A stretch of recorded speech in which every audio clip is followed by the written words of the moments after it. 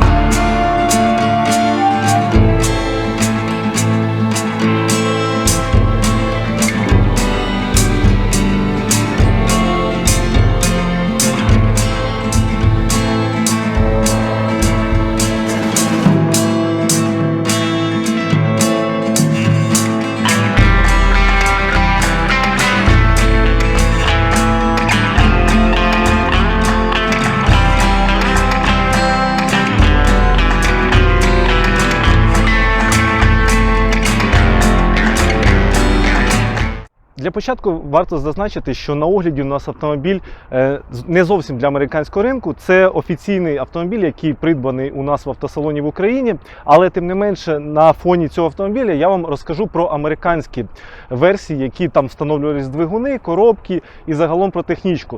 В принципі, візуально ви будете споглядати цей автомобіль, а всю іншу інформацію будете чути саме про американську версію. Ну і по традиції почнемо з технічної характеристики. Наш автомобіль, так як він офіційний, то тут встановлений двигун бензиновий 1,2 літра, а також коробка перемикання передач роботизована.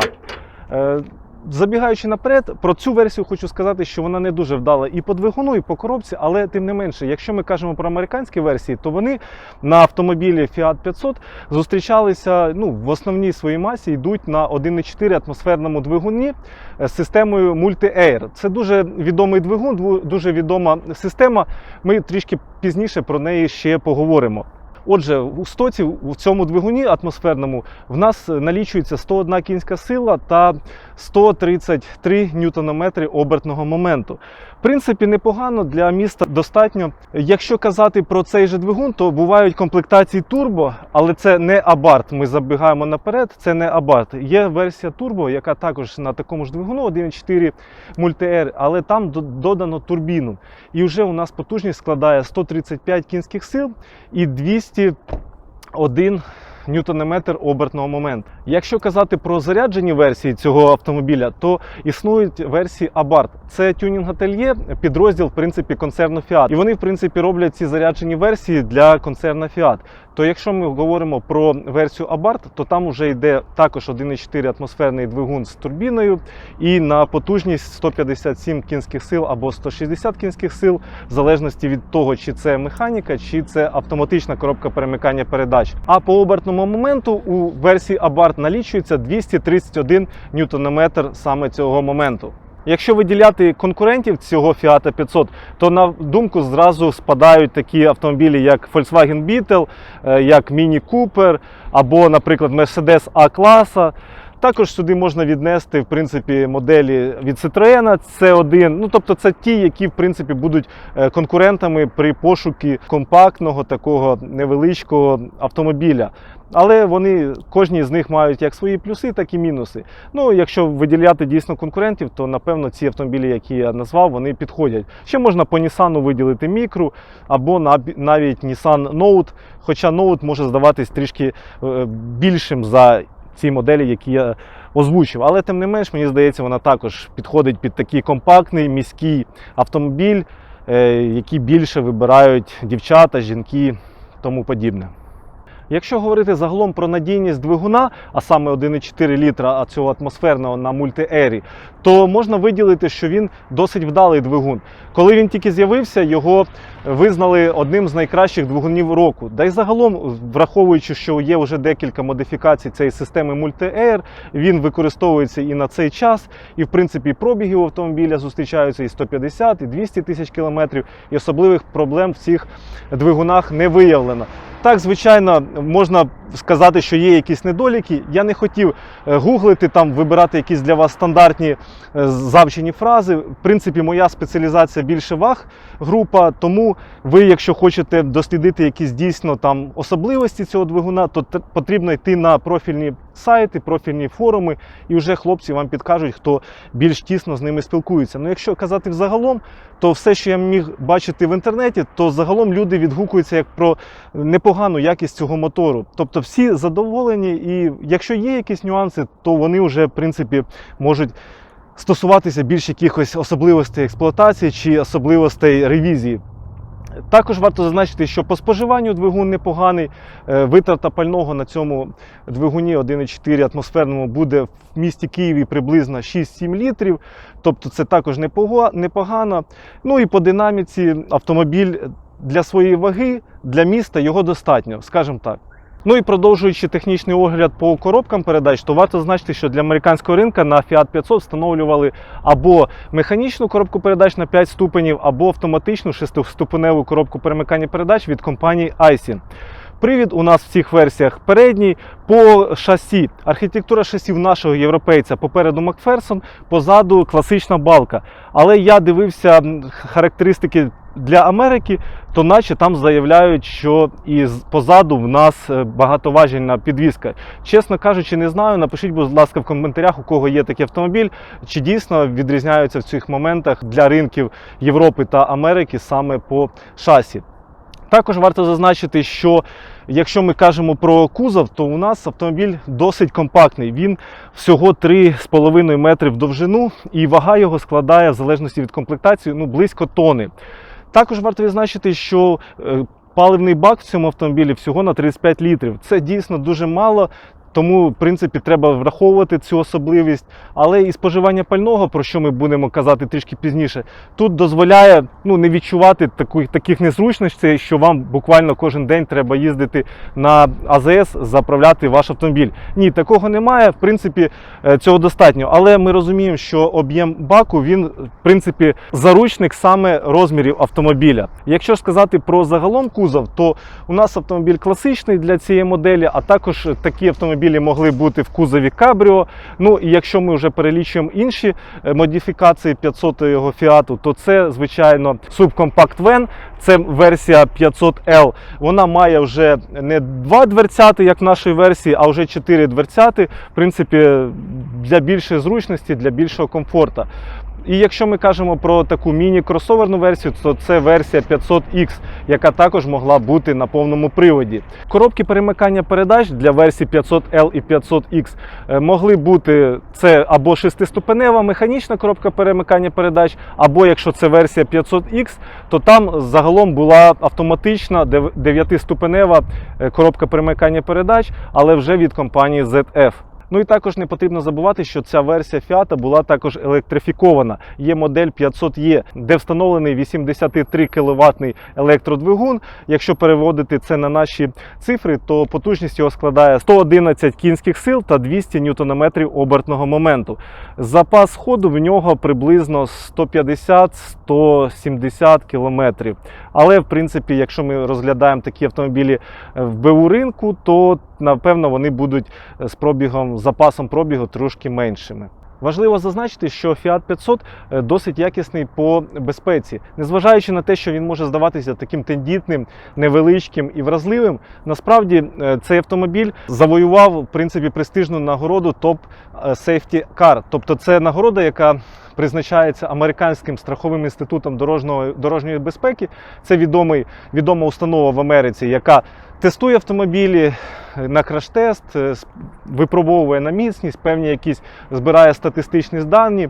І цей інститут має досить сильну і серйозну репутацію в галузі саме безпеки автомобільних виробників. І якщо ми зазначаємо про цю модель, то ця модель себе досить показала непогано при краш-тестах. Єдиний момент, що вона не пройшла краш-тест, отримала погану оцінку при такому фронтальному ковзаючому удару, коли автомобіль врізається в кут стіни, наприклад, або якоїсь перешкоди.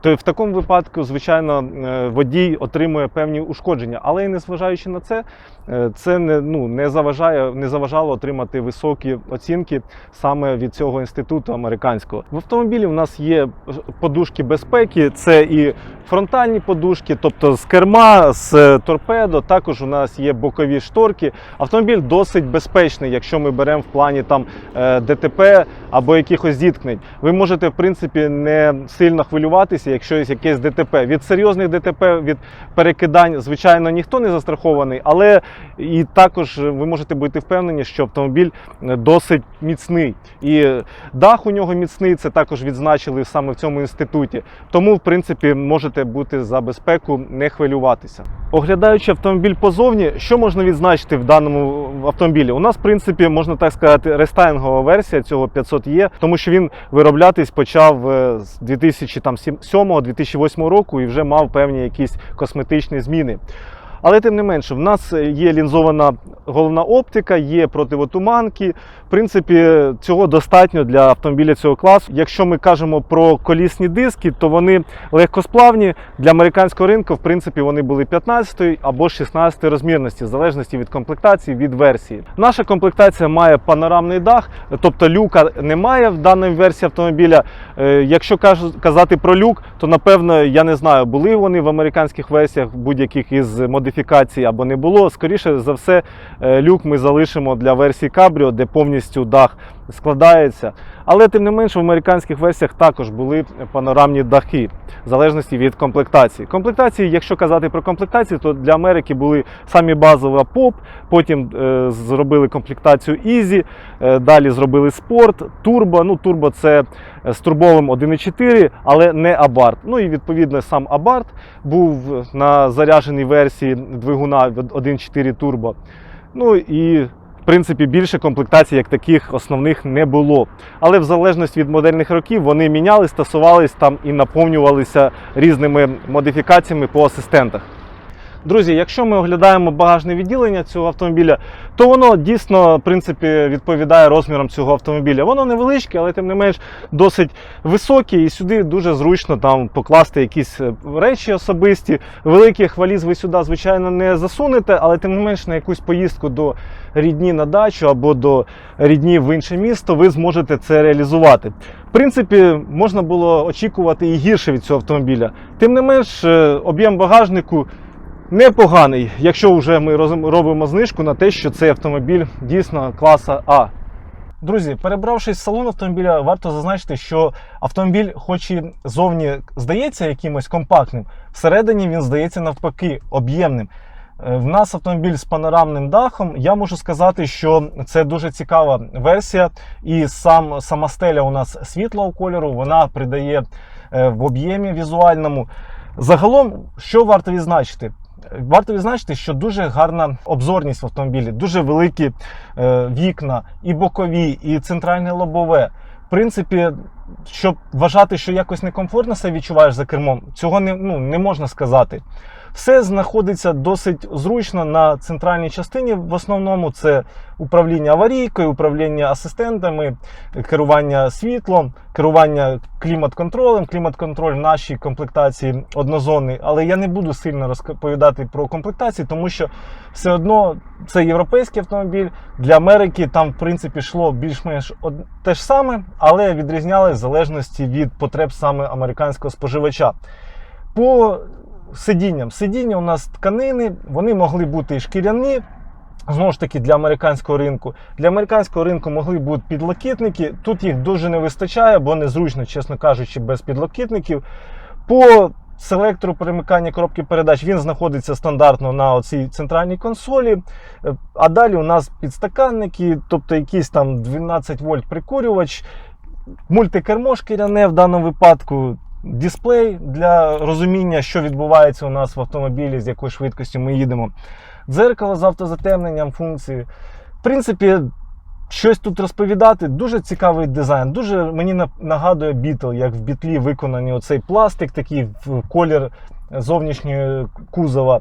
Тобто, ну, таке є щось нагадування саме про цей клас, от саме Beetle, саме 500 Fiat. По аудіосистемі можна відзначити, що я зустрічав для американського ринку, що топові версії там мають аудіосистему від компанії Beats. Також зустрічав, що встановлювали наче аудіосистему від компанії Bose або Bose, хто як кличе цю компанію. Тому в нашій версії для європейського ж таки ринку я не бачу маркування, що це якась брендова музика. В принципі, вона грає, да, і на цьому і непогано. Якщо б у нас тут була версія Abarth, я нагадаю, це заряджена версія Fiat 500, то не було б цього набалдажника, селектора, а були б просто клавіші там вперед, назад. Тобто таке цікаве рішення для цієї комплектації, для цієї версії, що дійсно якби відрізняє від звичайної і нагадує про те, що ви знаходитесь саме в зарядженій версії Fiat 500. Давайте зараз перейдемо на задній ряд сидінь, подивимося, чи зручно там взагалі перебувати. Я не кажу там сидіти, а перебувати. Друзі, перебравшись на задній ряд сидінь, хочу по-швиденькому вам тут розповісти і, в принципі, злинять звідси, тому що мені незручно, чесно кажучи. Я от сиджу і тут за рахунок специфічної конструкції даху, ну, сидіти я, щоб не торкатися волоссям даху, я можу хіба що так. Це, в принципі, непогано з однієї сторони, бо я тримаю рівно спинку, а з іншої сторони, так довго не посидиш, чесно кажучи. Якщо я хочу відкинутись назад з моїм зростом 1,84 м, то я, в принципі, ось ви можете бачити, моя голова впирається в виступ такій стелі. Сиджу я сам за собою, можу вам сказати, що ноги в мене розставлені. Я не можу тут сказати, що тут зручно перебувати, їхати кудись на довгі дистанції. Ні, це чисто там перевести вашу курточку, піджак кинути на задній ряд сидінь, або посадити, наприклад, там мініатюрну дівчинку якусь підвести. Чесно кажучи, щось якийсь тут, ну, комфорта, ну, немає тут комфорта. І трішки мені здається, що цей автомобіль, в принципі, другий ряд сидінь номінальний. Якщо в смарті ми розуміємо, що там два сидіння, тобто водія і переднього пасажира і все, то в цьому автомобілі вирішили зробити другий ряд. Ну, можливо, він тут доречний, але тим не менше не дуже тут зручно сидіти. Щоб не роздаватись дуже в лірику, то загальна оцінка, що, ну, другий ряд сидінь – це не фішка цього автомобіля. І, в принципі, розраховувати, враховуючи розміри, враховуючи конструкцію кузова, тобто будувати якісь ілюзії, що дійсно тут можна нормально, комфортно сидіти на задньому ряду сидінь, цього не потрібно робити. Тому давайте далі поїдемо, покатаємося і відчуємо, що собою представляє за кермом, як кермується взагалі Fiat 500. Друзі, з приводу вражень за кермом цього Fiat 500. По-перше, я хочу сказати, що ми їдемо знову ж таки на європейській версії, тобто яка була офіційно куплена у нас в автосалоні в Україні. І я вам хочу сказати, ніколи в житті не купуйте таку версію саме на роботі цьому, тому що, ну, така тупа коробка, чесно кажучи, так незвично, особливо після DSG. Це так, відступ від основи. Але якщо ми кажемо про американські версії, то там звичайний 6-ступеневий автомат від компанії Aisin.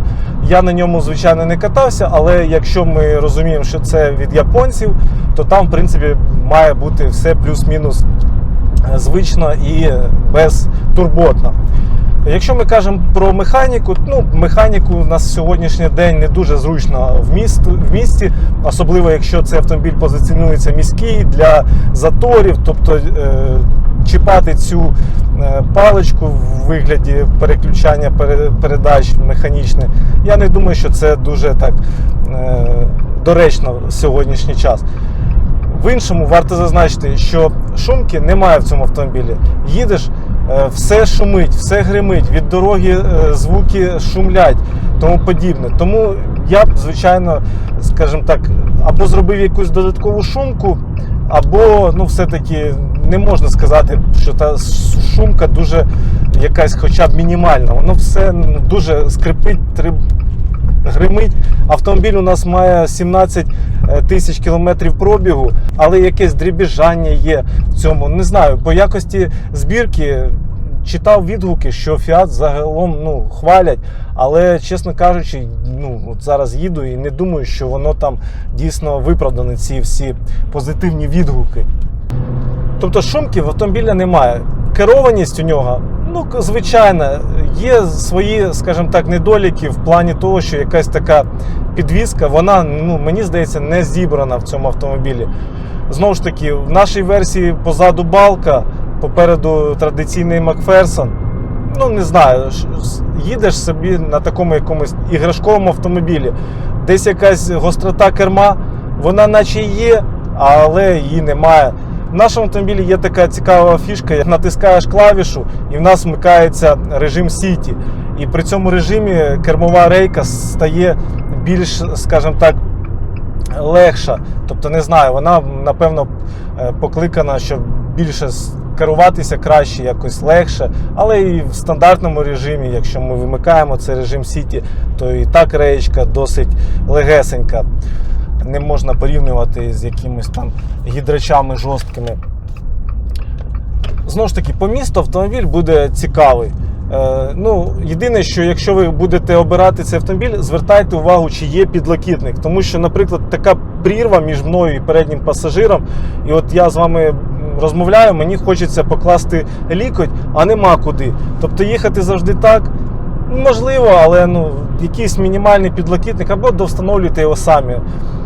Чесно кажучи, я бачив, в комплектації на Авторіо продаються, є ці підлокітники для переднього пасажира і для водія. Тому я не думаю, що це проблема його навіть на розбірці десь прикупити і встановити, якщо ваш автомобіль без нього.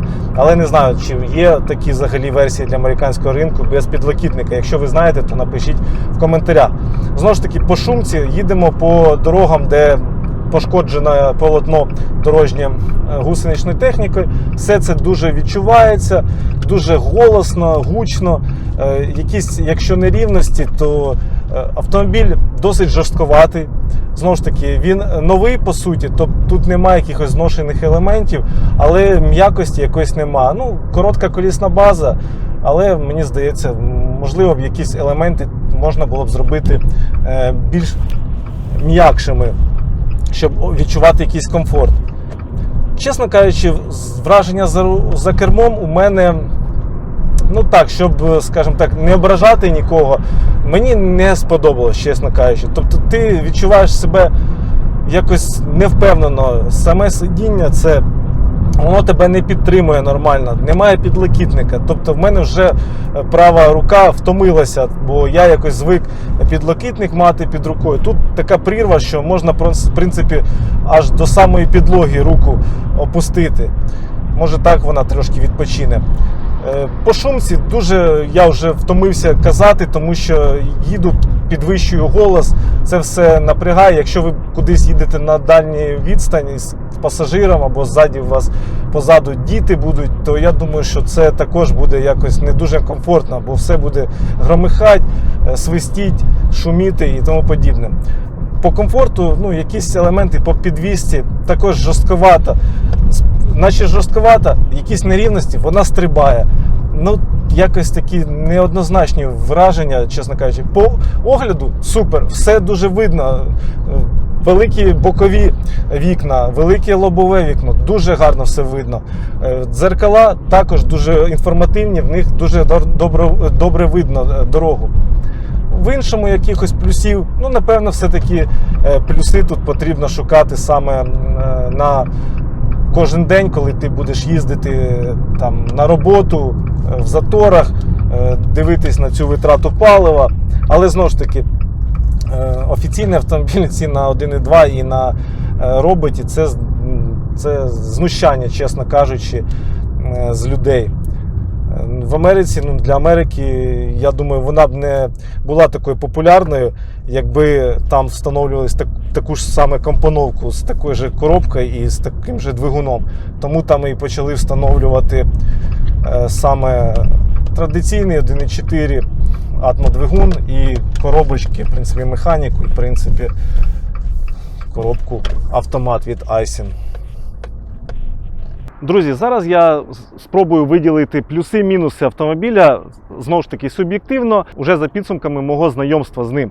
І перший плюс – це зовнішність автомобіля. Він дійсно цікавий, він дійсно привабливий, він привертає погляди оточуючих. В потоці ви будете завжди приємно виділятися. І я вважаю, що якщо ми порівнюємо з той же мікро або ноутом, якщо ми порівнюємо це як один клас автомобіля, то саме Fiat 500 буде дійсно більш привабливішим в цьому плані. Наступний плюс – це витрата автомобіля.